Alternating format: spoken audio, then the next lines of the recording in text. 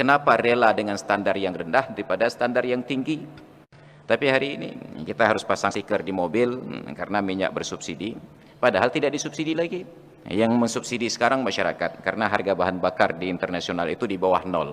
Artinya orang beli minyak harus dibayar oleh orang yang menjual. Nah, sekarang persoalan subsidi apa lagi? Hanya sekarang yang harus diangkat adalah kewibawaan kita orang Aceh. Kenapa rela dengan standar yang rendah daripada standar yang tinggi? Maka ini kegagalan dari para teknokrat untuk mengajarkan masyarakat bahwa kendaraan sekarang itu sudah tidak layak lagi pakai RON 88. Malaysia itu nggak ada lagi yang RON 92, RON-nya 95, 97 dengan 100. Yang disubsidi oleh pemerintah RON 95. Bila Anda ke perbatasan Malaysia dengan Thailand, di situ ditulis di SPBU, untuk plat luar Malaysia tidak boleh pakai RON 95, harus 97 ke atas. Hanya kita yang masih bodoh mensubsidi RON 88, bukan masyarakat, Pak, karena pemerintah yang sediakan. Tapi kita harus sadar, kendaraan itu sudah tidak layak lagi dengan RON 88 karena itu punya timbal dan itu merusak lingkungan. Maka kami di Kota Madia Cot Keeng itu sudah pakai Euro 4, bukan lagi Euro 2. Pemahaman ini tidak dimasukkan. Lalu ada bengkel-bengkel mekanik yang katakan, awaran yang pakai Pertalite, yang pakai Pertamax, Pak, yang paling enggak chip premium.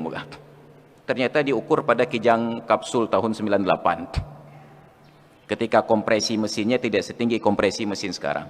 Kita hanya beli mobil, blow mentang, bayi peng, selesai. Tidak melihat angka kompresinya, 11 banding berapa, 13 banding berapa. Pemahamannya masukkan, tawarkan egonya. Anda mau beli yang di kaki lima atau mau beli di restoran?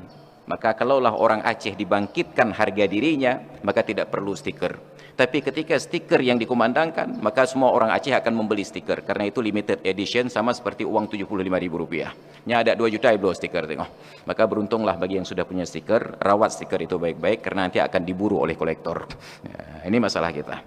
Jadi harga diri itu lupa untuk diangkat, justru kita cemooh untuk kita permalukan. Maka nauzubillah.